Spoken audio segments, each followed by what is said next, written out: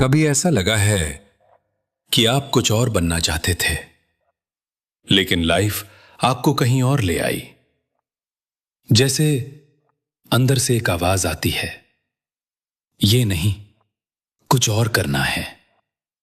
लेकिन फिर रिस्पॉन्सिबिलिटीज, लोगों की एक्सपेक्टेशंस और थोड़ा सा डर आपको रोक देता है, और धीरे धीरे वो आवाज काम हो जाती है। आज की ये कहानी एक ऐसे लड़के की है जिसने उस आवाज को इग्नोर नहीं किया, उसने उसे फॉलो किया। और शायद इस कहानी में आपको अपनी ही कहानी दिखे। एक यंग शेफर्ड था, नाम था सैंटियागो। उसकी लाइफ सिंपल थी। रोज अपनी भेड़ों के साथ ट्रैवल करता, छोटी छोटी जगहों पर रुकता और एक प्रिडिक्टेबल लाइफ जीता। लेकिन उसके अंदर एक सपना था, एक खजाना। उसने बार बार एक ही ड्रीम देखा, इजिप्ट के पिरामिड्स के पास एक ट्रेजर छुपा हुआ है। अब यहां दो रास्ते थे, या तो वो बोले ये बस एक ड्रीम है, इग्नोर करो, या फिर वो रिस्क ले और उस ड्रीम को फॉलो करे। ज्यादा लोग पहला ऑप्शन चूज करते हैं, सेफ, प्रिडिक्टेबल, कंफर्टेबल। लेकिन सांतियागो ने दूसरा चूज किया और उसने एक जर्नी स्टार्ट की जो सिर्फ ट्रेजर तक नहीं, खुद तक ले जाने वाली थी। पर्सनल लेजेंड, आपकी लाइफ का असली पर्पस। इस कहानी का सबसे पावरफुल आइडिया है पर्सनल लेजेंड। सिंपल शब्दों में, वो चीज जो आप दिल से करना चाहते हैं, वो ड्रीम जो बार बार आपको याद आता है, चाहे आप कितना भी बिजी हो जाओ। लेकिन प्रॉब्लम क्या है? जैसे जैसे हम बड़े होते हैं, हम अपने ड्रीम्स को प्रैक्टिकल नाम देकर इग्नोर कर देते हैं। यह पॉसिबल नहीं है, लोग क्या कहेंगे, रिस्क ज्यादा है, और धीरे धीरे हम अपनी पर्सनल लेजेंड से दूर होते जाते हैं। सांतियागो ने क्या किया?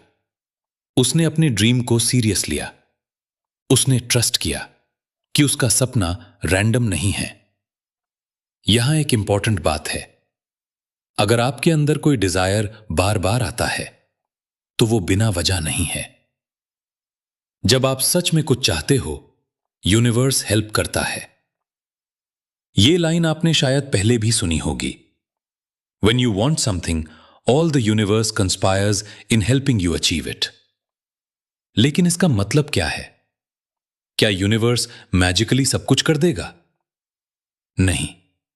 इसका मतलब है, जब आप जेन्युइनली कमिटेड होते हो तो अपॉर्चुनिटीज दिखने लगती हैं, लोग मिलते हैं, सिचुएशंस बनती हैं जो पहले भी थीं लेकिन आप नोटिस नहीं कर रहे थे। सांतियागो की जर्नी में भी उसको अलग अलग लोग मिले, एक किंग, एक क्रिस्टल शॉप ओनर, एक एल्केमिस्ट। हर किसी ने उससे कुछ सिखाया। अगर वो घर पे ही रहता तो ये सब कभी नहीं होता। एक्शन लेने से ही रास्ते दिखते हैं। फियर, सबसे बड़ी रुकावट। जर्नी इजी नहीं थी।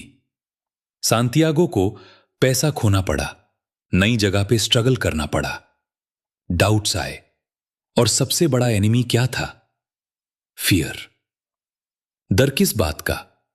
अगर फेल हो गया तो? अगर सब कुछ लूज हो गया तो? ये सब हम सब फील करते हैं, लेकिन यहां एक सटल ट्रूथ है। Fear of failure actual failure से ज्यादा डेंजरस होता है, क्योंकि फियर आपको ट्राई ही नहीं करने देता। सांतियागो ने फियर फील किया, लेकिन उसने उसके बावजूद मूव किया, और वही डिफरेंस क्रिएट करता है।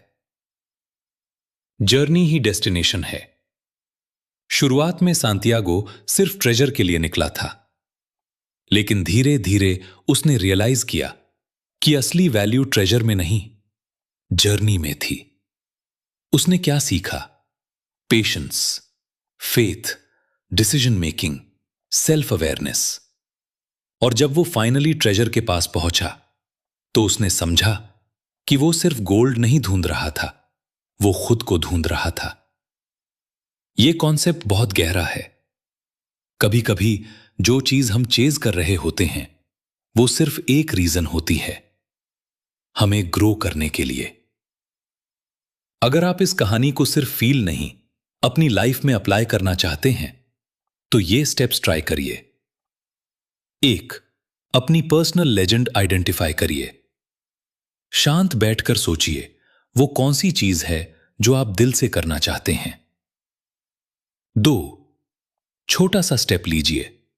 सब कुछ एक साथ चेंज नहीं होता, बस एक स्मॉल एक्शन लें जो आपको उस डायरेक्शन में ले जाए।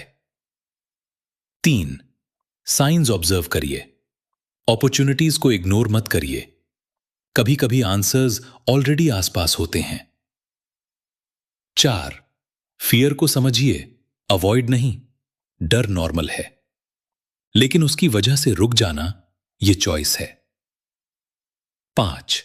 जर्नी को एंजॉय करिए, सिर्फ रिजल्ट पे फोकस मत करिए।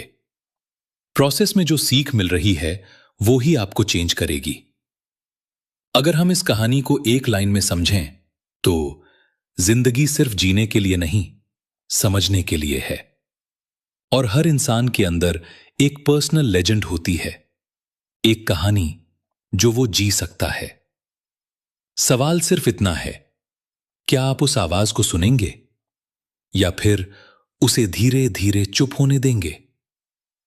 आज शायद परफेक्ट टाइम नहीं होगा, लेकिन एक छोटा स्टेप आपको उस लाइफ के करीब ले जा सकता है जो आप सच में जीना चाहते हैं।